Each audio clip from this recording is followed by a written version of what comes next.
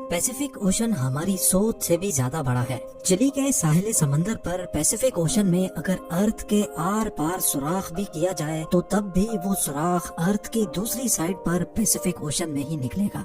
नाजरीन, दुनिया में टोटल 5 ओशंस पाए जाते हैं। इन 5 ओशंस में से सबसे बड़ा ओशन पैसिफिक ओशन कहलाया जाता है और ये टोटल 165 मिलियन स्क्वायर किलोमीटर के एरिया पर फैला हुआ है। आपको ये बात जानकर हैरत होगी कि हमारी दुनिया का टोटल लैंड यानी टोटल खुश्क हिस्सा ही 148 मिलियन स्क्वायर किलोमीटर पर फैला हुआ है, जिसका मतलब यह हुआ कि बाकी 4 ओशंस हटाकर सिर्फ अगर पैसिफिक ओशन की बात की जाए तो वो अकेला ही हमारी पूरी दुनिया के तमाम पहाड़ों, रेगिस्तान, जंगलात और आइलैंड से भी काफी ज्यादा बड़ा है। इस पूरे ओशन में सिर्फ चंद आइलैंड्स हैं और वो भी इतने छोटे हैं कि वो इस आलीशान समंदर के मुकाबले में सिर्फ एक डॉट के बराबर दिखते हैं। और सोने पे सुहागा, ये वो आइलैंड्स हैं जिनमें से ज्यादातर पर किसी इंसान ने आज तक कदम नहीं रखा। यानी कुल मिलाकर बात की जाए तो अगर कोई शख्स इस पैसिफिक ओशन में गुम हो जाए तो उसको ढूंढने का चांस लगभग ना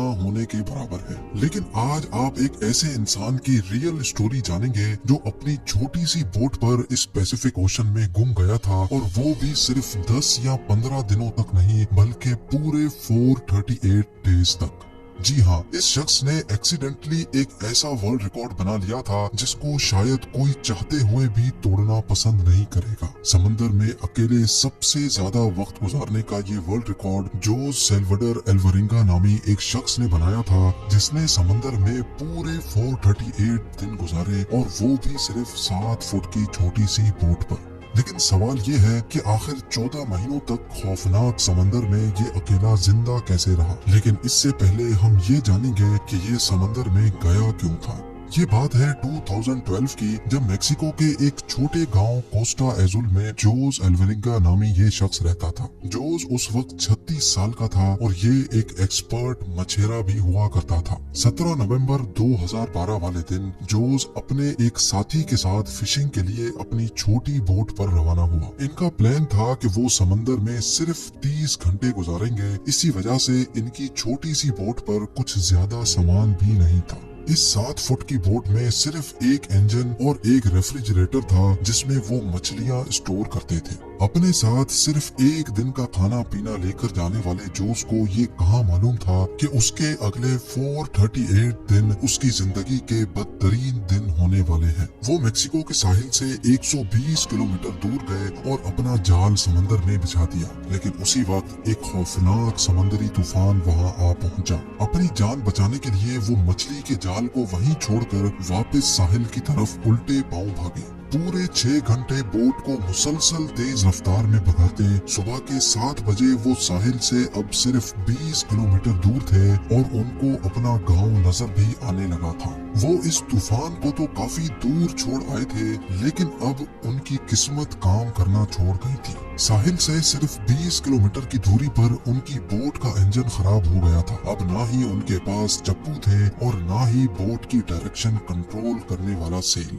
लेकिन उनके पास एक रेडियो था जिसके जरिए उन्होंने अपनी लोकेशन अपने बॉस को भेजी और उनके जवाब का वेट करने लगे। लेकिन उसके बाद जो हुआ वो हर मछेरे का घिनौना ख्वाब होता है। जी हाँ, अपने बॉस के जवाब का वेट करते करते उनके रेडियो की बैटरी भी जवाब दे गई और अब इन दोनों मछेरों का बाहर की दुनिया से कांटेक्ट खत्म हो चुका था। जोस एल्वरिंगा और उसका साथी अभी इसी शौक में थे कि अचानक वो हुआ जिसका बिल्कुल भी अंदाजा नहीं था। तेज हवाओं ने उनको वापस समंदर की तरफ धकेलना शुरू कर दिया था और जो साहिल उनको नजर आ रहा था वो आहिस्ता आहिस्ता उनसे दूर होता चला गया। उनके बॉस ने एक सर्च पार्टी भी बनाई और उनको पैसिफिक ओशन में भी ढूंढा, लेकिन अब बहुत देर हो चुकी थी, क्योंकि जैसे जैसे दिन गुजरते जा रहे थे जोस और उसके साथी का बचना काफी मुश्किल समझा जा रहा था। इस हादसे को अभी 5 दिन गुजर चुके थे और हवाओं ने जोस की बोट को साहिल से 450 किलोमीटर दूर धकेल दिया था।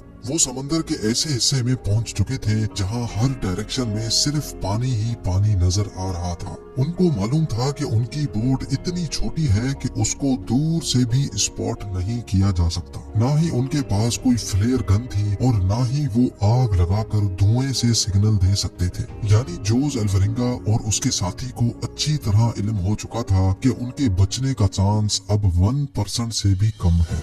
जो खाना पीना वो साथ लाए थे वो पहले ही खत्म हो चुका था, इसीलिए अब पेट भरने के लिए उन्होंने अपने हाथों से ही उन परिंदों को पकड़ना शुरू कर दिया जो उनकी बोट पर आकर बैठते थे, या फिर बोट के आसपास मौजूद मछलियों को पकड़कर कच्चा खाने लगे। समंदर का खारा पानी पीने से इंसान की मौत हो सकती है, इसी वजह से उन्होंने बारिश का पानी समंदर में तैरने वाली प्लास्टिक बोतल्स में जमा करके पीना शुरू किया। लेकिन जब बारिश कई दिनों तक नहीं पड़ती थी तब वो अपनी प्यास बुझाने के लिए मछलियों और टर्टल्स का खून पीते थे, और वो भी तब जब वो उनको पकड़ने में कामयाब होते थे। दिन गुजरते गए और फिर महीने। ये दोनों जिस मेंटल टॉर्चर से गुजर रहे थे वो इमेजिन करना भी हमारे लिए मुश्किल है। आखिरकार जोस अल्वरिंगा का साथी ये टॉर्चर बर्दाश्त ना कर सका और 4 महीनों के बाद उसने सुसाइड कर लिया। अब इस छोटी सी बोट पर बात करने के लिए भी जोस के पास कोई नहीं था और वो चारों तरफ घिरे इस समंदर में अकेला जिंदगी गुजारने लगा। मैप में देखा जाए तो एक अंदाजे के मुताबिक अब जोस पैसिफिक ओशन के इस हिस्से में मौजूद था और ये दुनिया का खामोश तरीन हिस्सा माना जाता है। हत्ता कि यहाँ से कार्गो शिप्स भी कभी कभार गुजरती हैं। मेक्सिको के साहिल को छोड़े 6 महीनों से भी ज्यादा हो चुके थे और इस दौरान जोस ने अपने साथी को भी खो दिया था। इसी वजह से वो काफी ज्यादा फ्रस्ट्रेटेड भी हो चुका था। एक दिन जोस को दूर समंदर में एक कार्गो शिप गुजरती दिखाई दी। पिछले 6 महीनों में वो पहली शिप देख रहा था और ये मंजर देखते ही उसकी जिंदा रहने की उम्मीद वापस से जागने लगी। जोस ने कार्गो शिप की तरफ हर तरह के इशारे किए, लेकिन बदकिस्मती से शिप के क्रू को ये छोटी सी बोट नजर नहीं आई और देखते ही देखते उसकी जिंदा रहने की उम्मीदों पर एक बार फिर से पानी फिर गया। इमेजिन करें कि समंदर के बीचों बीच एक दिन मौत से लड़ने के बाद जब आखिरकार जान बचाने का आसरा मिले और वो भी इग्नोर करके चला जाए तो कैसा लगेगा। 11 महीनों के बाद जोस अपनी इस छोटी सी बोट पर 8000 किलोमीटर ट्रेवल कर चुका था। उसके कपड़े भी फट चुके थे और उसके पास खुद को सनलाइट से बचाने के लिए सिर्फ एक अंडर वेस्ट बची थी।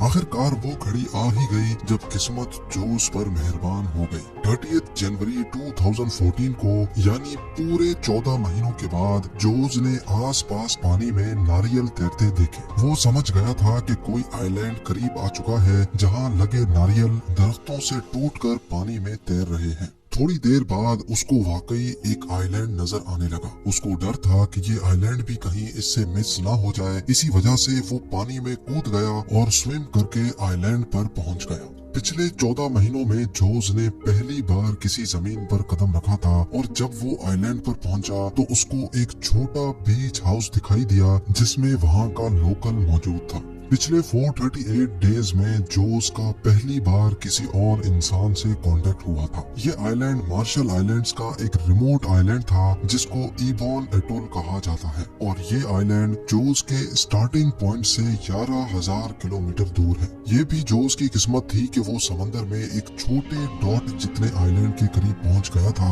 वरना अगर जोस से ये आइलैंड भी मिस हो जाता तो अगला स्टॉप इसका फिलीपींस में होता जो इस आइलैंड से भी 5,000 किलोमीटर मजीद दूर है। वहाँ से जोस को वापस अपने घर भेजा गया जहाँ पहुँचते ही एक और मुसीबत ने उसको घेर लिया। जी हाँ, वापस पहुँचने पर जोस ने 438 डेज के नाम से एक बुक पब्लिश की, लेकिन जोस पर अपने साथी को मारने का इल्जाम लगाकर उस पर केस कर दिया गया। वही साथी जिसने जोस के मुताबिक सुसाइड किया था।